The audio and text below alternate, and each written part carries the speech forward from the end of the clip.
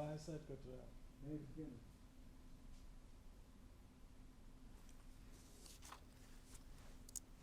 Audio ही नहीं है।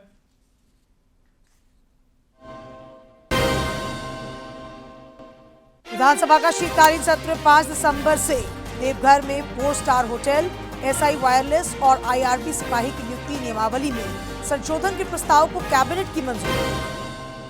Delhi blast के बाद राज्य भर में सुरक्षा जांच तेज। राजधानी रांची में एक कार से मिले 15 लाख रुपए, छानबीन में जुटी पुलिस। राज्य स्थापना के रजत जयंती वर्ष को लेकर राज्य भर में साइक्लोथॉन का आयोजन, स्वैच्छिक महा रक्तदान अभियान की भी हुई शुरुआत।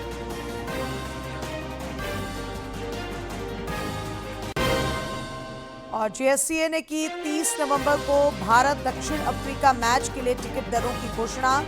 1200 से 12,000 तक के होंगे टिकट। 25 नवंबर से मिलेंगे टिकट।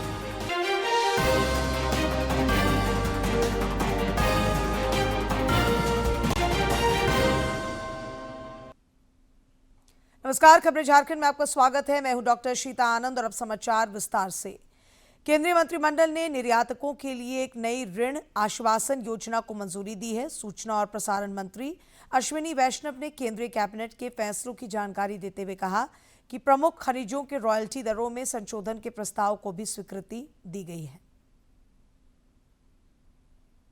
तीसरा फैसला लिया गया, क्रिटिकल मिनरल्स प्रोडक्शन।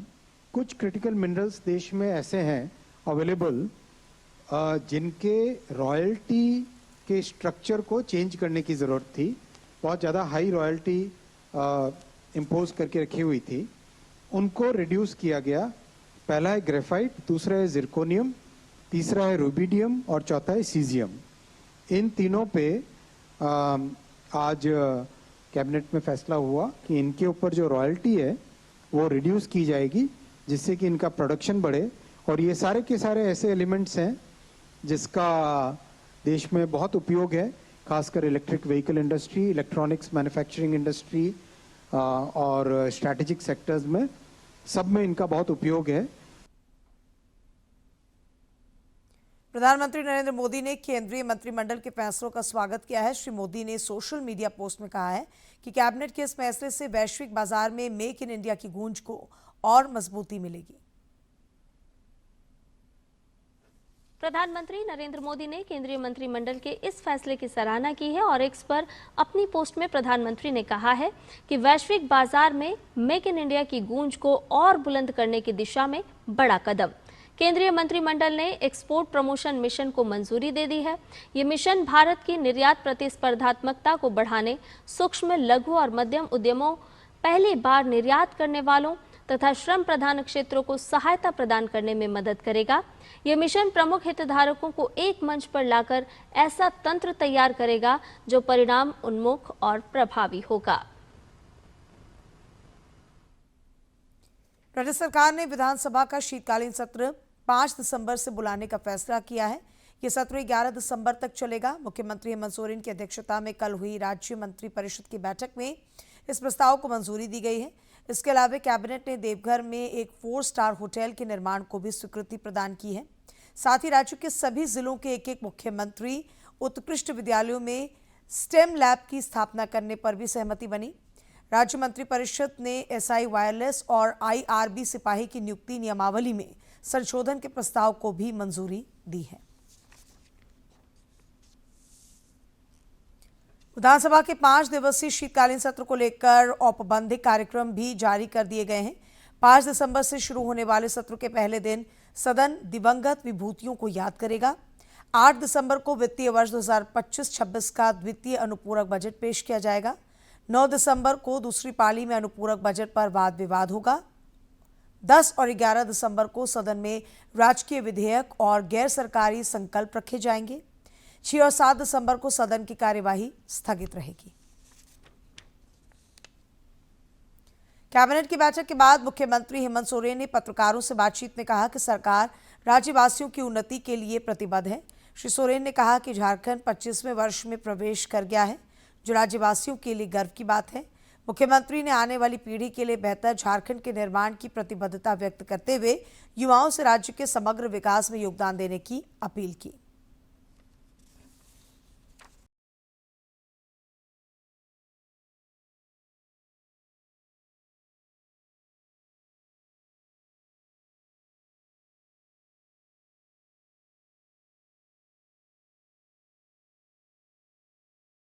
राज्य के समग्र विकास पर अपना भी योगदान दे अलग अलग माध्यमों से, और सरकार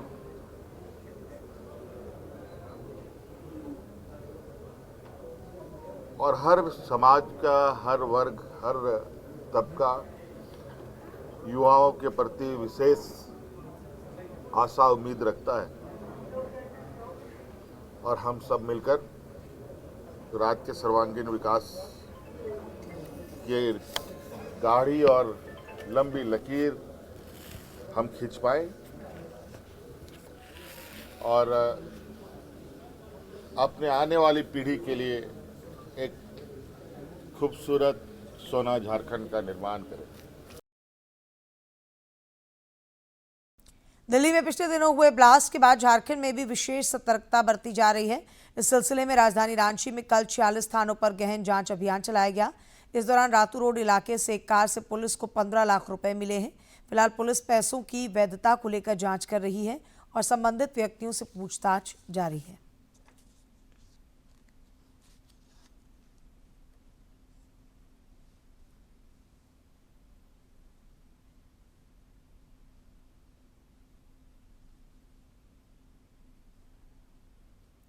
घाटशिला विधानसभा उपचुनाव के लिए मतों की गिनती कल सवेरे 8 बजे से शुरू होगी। मतगणना को लेकर सभी तैयारियां पूरी कर ली गई हैं। सीसीटीवी की निगरानी में मतों की गिनती होगी और इसे लेकर निर्वाचन आयोग ने उम्मीदवारों और राजनीतिक दलों के विशेष गाइडलाइंस जारी की हैं। मतों की गिनती कुल 15 टेबल पर 20 राउंड में की जाएगी।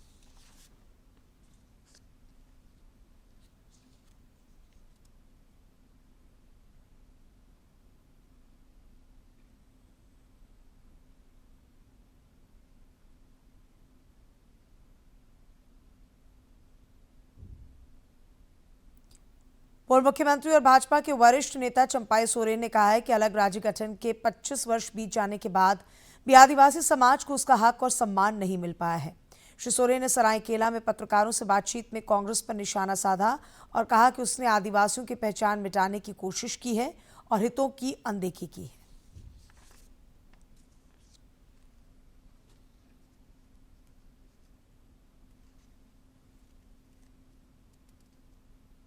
झारखंड आंदोलन का जो आज लंबा संघर्ष,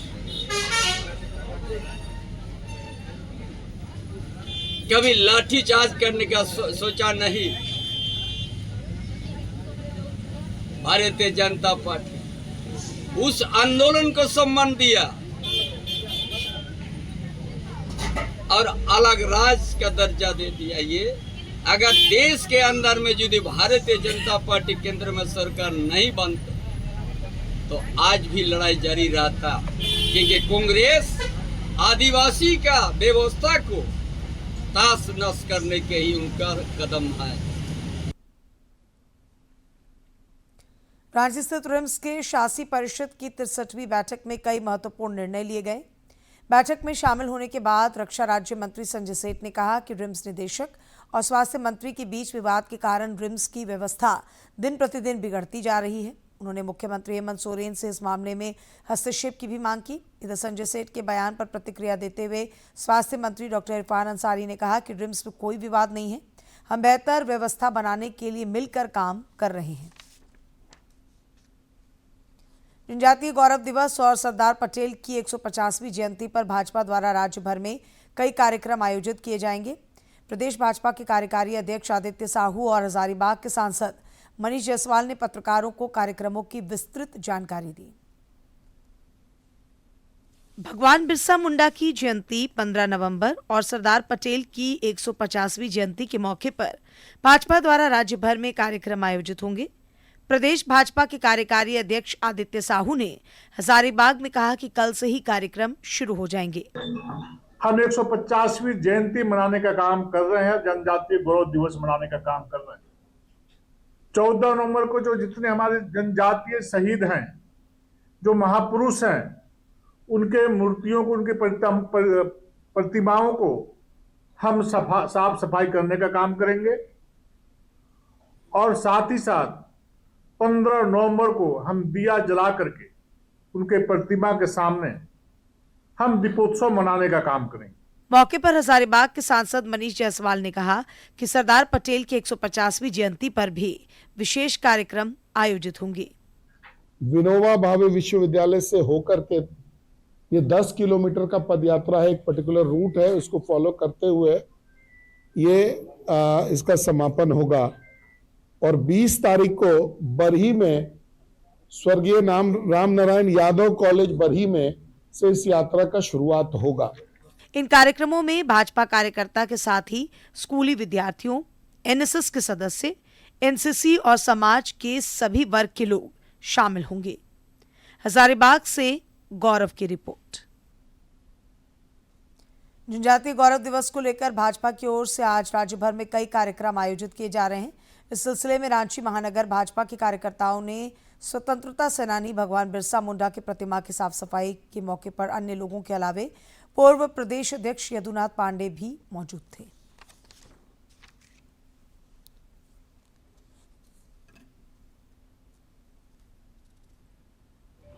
आज ही 15 नवंबर के दिन ही 1875 में बिरसा मुंडा का जन्म यहीं खूंटी के उलीहातू में हुआ था।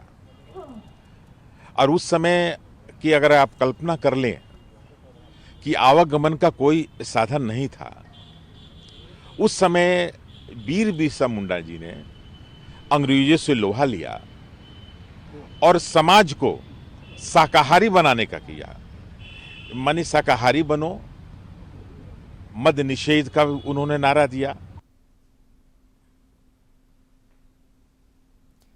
झारखंड स्थापना दिवस के 25 वर्ष पूरे होने के उपलक्ष्य में राज्य सरकार की ओर से कार्यक्रमों की एक लंबी श्रृंखला तैयार की गई है। इस कड़ी में आज राजधानी रांची समेत राज्य भर में साइकिल रैली का आयोजन किया गया। राज्य के खेल मंत्री सुदिव्य कुमार ने रांची के मोराबादी मैदान से साइकिल रैली को रवाना किया। ये रैली धरती आबा भगवान बिरसा मुंडा की जन्मस्थली खूंटी उलीहातू तक जाएगी। मौके पर उन्होंने कहा कि बेहद ही खुशी की बात है कि जिन पूर्वजों ने अलग राज्य के लिए संघर्ष करते हुए अपना सर्वोच्च बलिदान दिया, आज उन्हीं के संघर्ष के परिणाम के रूप में झारखंड आगे बढ़ता हुआ दिख रहा है। इस बात की कि हमारे जिन पुरखों ने इस अलग राज्य के संघर्ष के लिए अपना सर्वोच्च बलिदान दिया, आज उसकी चरम परिणति में झारखंड को युवा झारखंड के तौर पर हम देख पा रहे हैं। लगातार चल रहे कार्यक्रमों की अनवरत इस श्रृंखला में आज यह साइकिल रैली जो धरती आबा भगवान बिरसा मुंडा की स्थल तक जाएगी, खूंटी तक, उसका हम लोगों ने शुभारंभ किया। निश्चित रूप से यह संदेश झारखंड के गांवों तक पहुंचे, सरकार की यही मंशा है और एक समृद्ध, विकसित और सबल झारखंड का निर्माण हो। माननीय मुख्यमंत्री की इसी इच्छा के आलोक में यह स्थापना दिवस कार्यक्रम तमाम झारखंड वासियों को समर्पित है। झारखंड स्थापना के 25 वर्ष पूरा होने पर कल राज्यव्यापी रक्तदान महाअभियान का शुभारंभ हुआ। यह अभियान 28 नवंबर तक चलेगा। रक्तदान अभियान में मुख्यमंत्री हेमंत सोरेन और स्वास्थ्य मंत्री इरफान अंसारी समेत कई मंत्रियों और अधिकारियों ने रक्तदान किया। मौके पर मुख्यमंत्री ने कहा कि रक्तदान से बड़ा दान कोई नहीं है। उन्होंने सभी लोगों से रक्तदान करने की अपील भी की।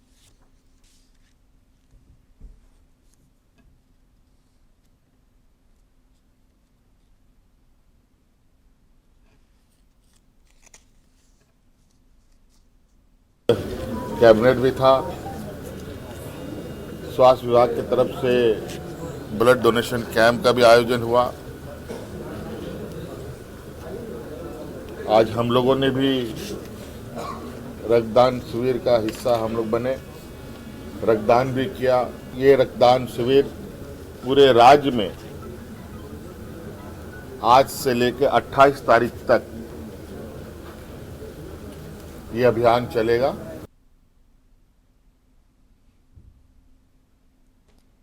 पिछले 25 वर्षों में राज्य ने कई उतार चढ़ाव देखे हैं। केंद्र सरकार के सहयोग और सुरक्षा बलों के अदम्य साहस की बदौलत गढ़वा का बूढ़ा पहाड़ नक्सलियों से मुक्त हो चुका है और अब इस इलाके में अमन चैन के साथ शिक्षा की बयार भी बहने लगी है। केंद्र सरकार की मदद से राज्य में नक्सलियों का कभी गढ़ रहे इलाकों में भी बदलाव की बयार बह रही है। केंद्र सरकार द्वारा संचालित एकलव्य विद्यालय की वजह से गढ़वा के भंडरिया जैसे सुदूरवर्ती क्षेत्र भी शिक्षा की रोशनी से सराबोर हो रहे हैं। भंडरिया एकलव्य विद्यालय के प्रभारी प्रधानाध्यापक विक्रम कुमार राव ने बताया कि इस स्कूल में 143 विद्यार्थी अध्ययनरत हैं, जिन्हें गुणवत्तापूर्ण शिक्षा दी जा रही है। मेरे यहाँ अभी फिलहाल 143 बच्चे पढ़ रहे हैं।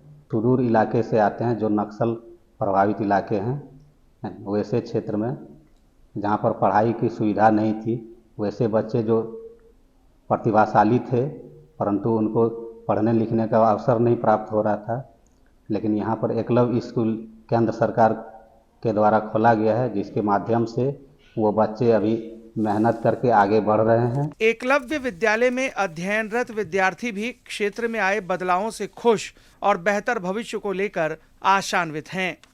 एकलव्य स्कूल में मैं पढ़ने आई हूँ, मेहनत से करके यहाँ पे आई हूँ और यहाँ पढ़ लिख कर हम प्रधानमंत्री जी एकलव्य विद्यालय खुलवा दिए हैं। इसमें बढ़िया पढ़ाई होता है, बढ़िया खाना पीना मिलता है। हम मेहनत करके यहाँ एकलव्य मॉडल में अपना एडमिशन करवाए हैं, एग्जाम निकाले हैं। सीआरपीएफ 172वीं बटालियन के कमांडेंट अजय कुमार वर्मा ने बताया कि यह इलाका नक्सलियों के काले साए से मुक्त हो चुका है और क्षेत्र में शिक्षा समेत ढांचागत संरचना का तेज गति से विकास हुआ है। शिक्षा के प्रसार की वजह से नौनिहाल काबिल बन रहे हैं और देश सेवा के लिए इच्छुक हैं। लगभग 3 साल के अंदर विकास की गति को भी पंख लगे हुए हैं। यहाँ पर सड़कें पहुँची हैं, संसाधन पहुँचे हैं और शिक्षा का प्रसार हुआ है। जो बच्चे आतंकियों के डर के साए में पल रहे थे, उनके लिए काम कर रहे थे, अब वे मुख्य धारा से जुड़कर शिक्षा की तरफ मुड़ चुके हैं। केंद्र सरकार की पहल पर पिछले 25 वर्षों में राज्य का चहुमुखी विकास हुआ है। शिक्षा की लौ भी अब हर जगह जगमगाने लगी है, जो विकसित राष्ट्र की राह हमवार कर रही है। गढ़वा से विजेंद्र की रिपोर्ट। उधर गढ़वा सदर अस्पताल में भी रक्तदान शिविर का आयोजन हुआ। इस मौके पर रक्तदाताओं को प्रशस्ति पत्र दिए गए, साथ ही जागरूकता रथ को भी रवाना किया गया।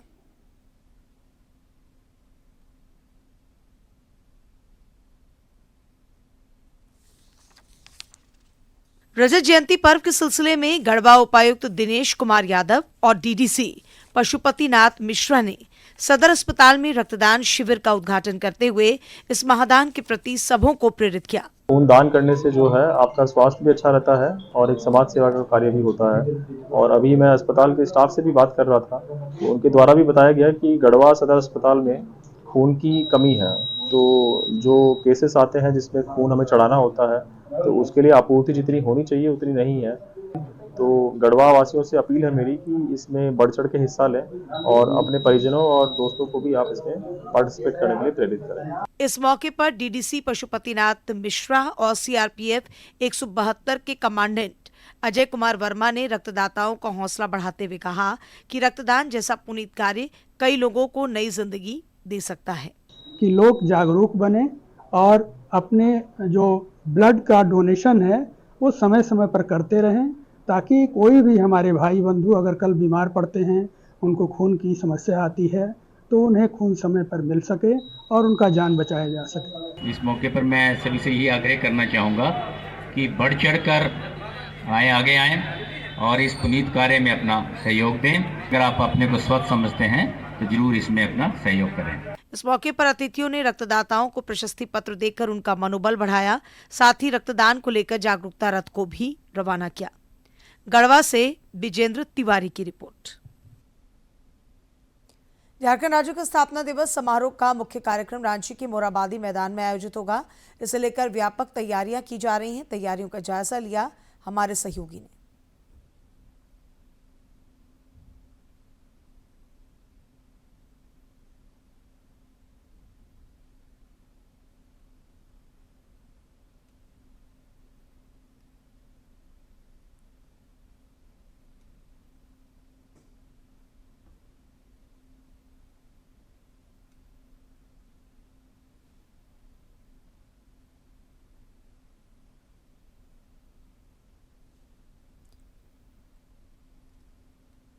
और अब कुछ खबरें राज्य के विभिन्न जिलों से फटाफट अंदाज में।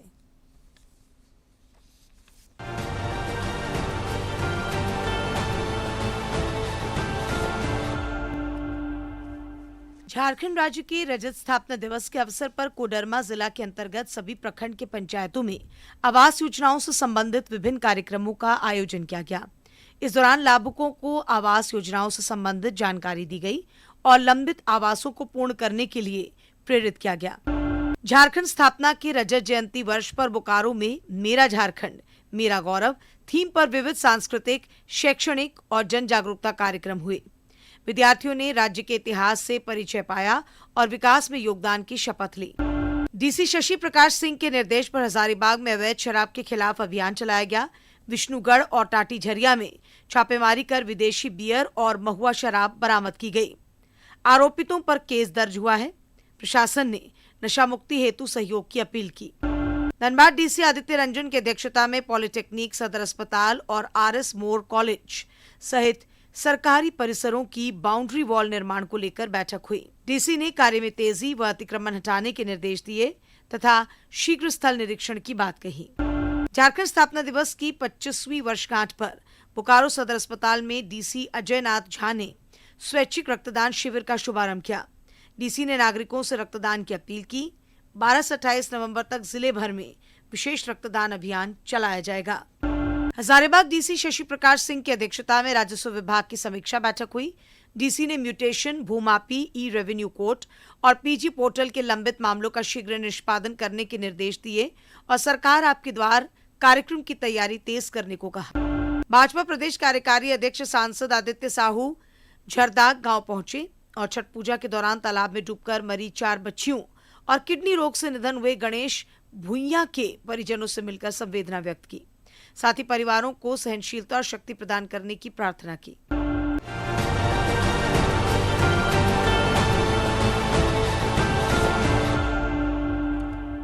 और अब खबर खेल जगत से। रांची के जेएससीए स्टेडियम में 30 नवंबर को आयोजित होने वाले भारत दक्षिण अफ्रीका पहले वनडे के लिए टिकट की दरों की घोषणा कर दी गई है। टिकट की कीमत इस बार सबसे कम 1200 रुपए और अधिकतम 12,000 रुपए है। इस मैच के लिए जेएससीए सदस्यों को निःशुल्क टिकट भी बांटे जाएंगे। सदस्य 23 को कीनन और 24 नवंबर को जेएससीए स्टेडियम से टिकट और पास ले सकेंगे।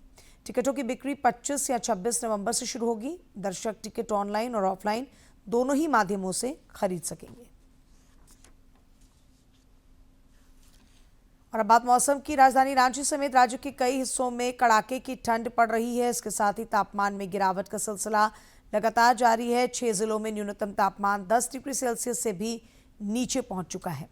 पिछले 24 घंटों के दौरान खूंटी में सबसे कम 8.1 डिग्री सेल्सियस तापमान दर्ज किया गया। मौसम विज्ञान विभाग रांची ने 15 नवंबर तक तापमान में और गिरावट आने की संभावना व्यक्त की है।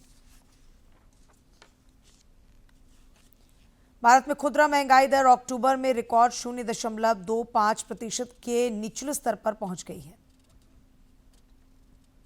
कार्यक्रम कार्यान्वयन मंत्रालय की ओर से जारी किए गए डेटा में बताया गया है कि ग्रामीण क्षेत्र में महंगाई दर अक्टूबर में 0.25% रही, जबकि सितंबर में ये 1.07% थी।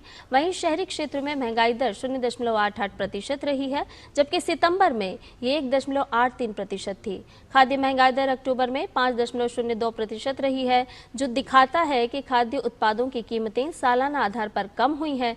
ग्रामीण क्षेत्रों में खाद्य महंगाई दर अक्टूबर में 4.85% रही है।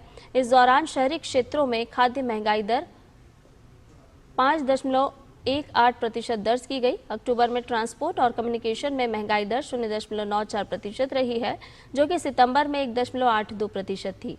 फ्यूल एवं लाइट में महंगाई दर अक्टूबर में 1.98% दर्ज हुई। केंद्रीय गवर्नर ने वित्त वर्ष 2026 यानी कि चालू वित्त वर्ष के लिए रिटेल महंगाई दर के अनुमान को घटाकर 2.6% कर दिया, जो कि अगस्त एमपीसी में 3.1% पर था। आरबीआई के अनुसार ये बताया गया है कि वित्त वर्ष 2027 की पहली तिमाही में महंगाई 4.5% रह सकती है। और अब जानते हैं कि इन बातों के लिए इतिहास के पन्नों में आज का दिन खास है।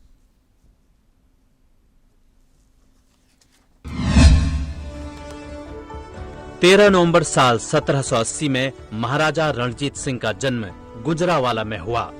रणजीत सिंह पंजाब प्रांत के राजा थे। वे शेरे पंजाब के नाम से प्रसिद्ध रहे। साल 1801 में रणजीत सिंह ने महाराजा की उपाधि ग्रहण की। गुरु नानक जी के एक वंशज ने उनकी ताजपोशी की। वे एक ऐसे व्यक्ति थे जिन्होंने न केवल पंजाब को एक सशक्त सूबे के रूप में एकजुट रखा, बल्कि अपने जीते जी अंग्रेजों को अपने साम्राज्य के पास भी भटकने नहीं दिया।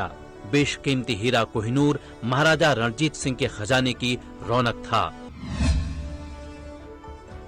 13 नवंबर साल 1998 से अंतर्राष्ट्रीय स्तर पर विश्व दयालुता दिवस मनाने की शुरुआत हुई। इसे 1998 में वर्ल्ड काइंडनेस मूवमेंट, राष्ट्रों के दयालुता वाले गैर सरकारी संगठनों के गठबंधन द्वारा पेश किया गया। दयालुता मानव स्थिति का एक मूलभूत हिस्सा है जो जाति, धर्म, राजनीति और स्थान के विभाजन को जोड़ता है। साल 2009 में सिंगापुर ने पहली बार विश्व दयालुता दिवस मनाया और इसी साल से भारत और इटली ने भी इस दिन को मनाया। 13 नवंबर साल 1873 में मुकुंद रामराव जयकर का जन्म महाराष्ट्र के नासिक में हुआ। वे प्रसिद्ध शिक्षा शास्त्री, स्वतंत्रता सेनानी, समाज सेवक, न्यायाधीश, विधि विशारद और संविधान शास्त्रज्ञ थे। उनके कार्यों का मूल्यांकन किए बिना भारत का आधुनिक इतिहास अधूरा रहेगा। जयकर संविधान निर्मात्री सभा के सदस्य भी रहे। उन्होंने पुणे विश्वविद्यालय के पहले कुलपति के रूप में पद संभाला। M.R. Jayakar Bombay legislative council के मेंबर भी रहे।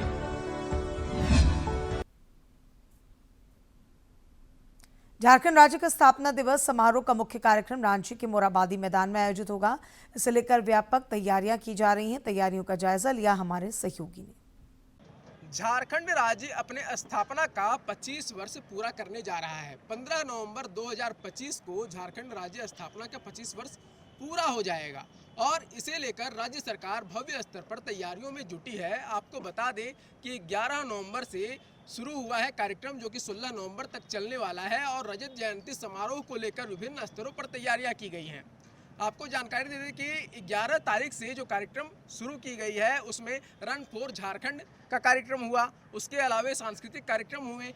मुख्यमंत्री हेमंत सोरेन ने राज्यपाल संतोष कुमार गंगवार जी से मुलाकात की और उन्हें समारोह में आमंत्रित किया। इसके अतिरिक्त कुल 25 प्रचार वाहनों को उन्होंने रवाना किया है ताकि राज्य भर की जनता को वो प्रचार वाहन झारखंड के गौरवशाली इतिहास और इन 25 वर्षों में क्या कुछ काम हुए हैं राज्य में उससे अवगत कराया जा सके। इसके अलावे अगर बात करें मुख्य कार्यक्रम की, मुख्य समारोह की, तो झारखंड राज्य स्थापना रजत जयंती समारोह का आयोजन 15 नवंबर 2025 को मोराबादी मैदान में होने वाला है। ये मोराबादी मैदान खुद में ऐतिहासिक हो जाता है क्योंकि इसी मोराबादी मैदान से कई सारे कार्यक्रम हमेशा से होते आए हैं और इसके अलावा विभिन्न योजनाओं की भी शुरुआत इस मोराबादी मैदान से की गई और झारखंड राज्य स्थापना के रजत जयंती समारोह को लेकर भव्य रूप से यहाँ पर आप देखेंगे तो मंच बनाया गया है और मंच के सामने आज 13 नवंबर है और 13 नवंबर के दिन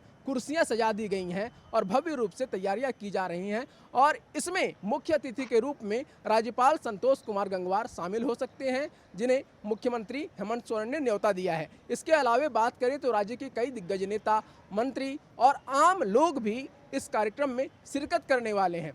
कार्यक्रम को भव्य रूप देने के लिए और खास बनाने के लिए कला संस्कृति एवं पर्यटन विभाग की ओर से एक प्रदर्शनी का भी आयोजन किया जा रहा है। उस प्रदर्शनी में कला, संस्कृति और परंपरा, रीति रिवाज, ग्रामीण दर्शन, ये तमाम चीज़ हम लोग देख पाएंगे।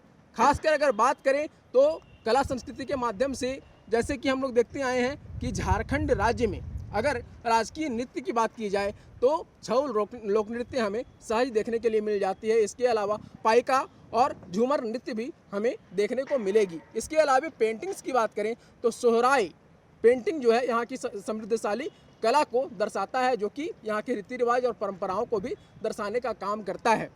इन तमाम चीज़ों के अलावे कई चीज़ें ऐसी हैं जो प्रदर्शनी के माध्यम से आप देख पाएंगे और उसका लुत्फ उठा पाएंगे। साथ ही गौरवशाली इतिहास को भी दिखाने का प्रयास किया जाएगा लेजर शो के माध्यम से। सहयोगी विकास कुमार के साथ मैं प्रणय प्रबोध, धन्यवाद। और अंत में मुख्य समाचार एक बार फिर।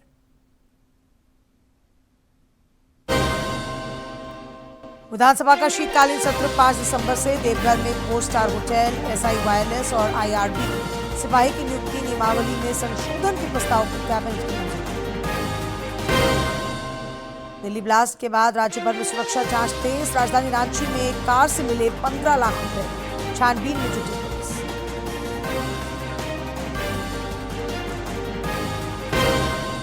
राज्य स्थापना के रजत जयंती वर्ष को लेकर राज्य भर में साइक्लोथॉन का आयोजन, स्वैच्छिक महारक्तदान अभियान की भी हुई शुरुआत।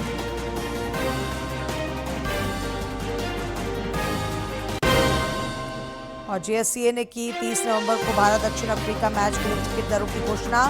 1200 से 12,000 रुपए तक के होंगे टिकट, 25 नवंबर से मिलेंगे टिकट।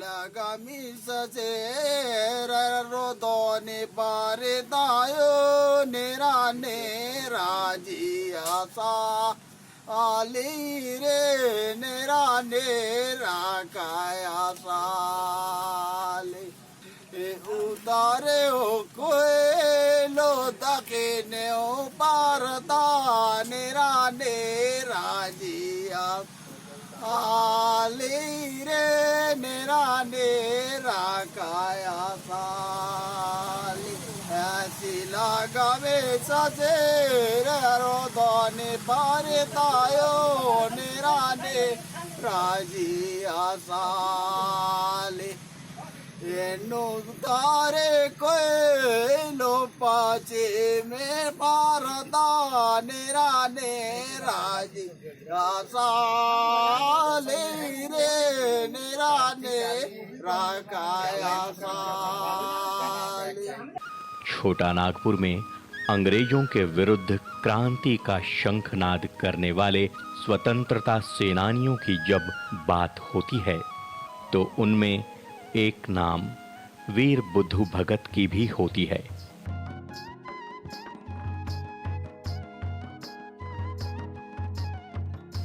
मगर बहुत कम लोगों को यह जानकारी होगी कि बिरसा के उलगुलान के 75 वर्ष पूर्व भी छोटा नागपुर की धरती पर एक वीर सपूत का जन्म हुआ था, जिसने आज़ादी की पहली लड़ाई मानी जाने वाली 1857 के सिपाही विद्रोह के 29 वर्ष पूर्व 1828 में ही अंग्रेजों के विरुद्ध बगावत छेड़ दी थी तथा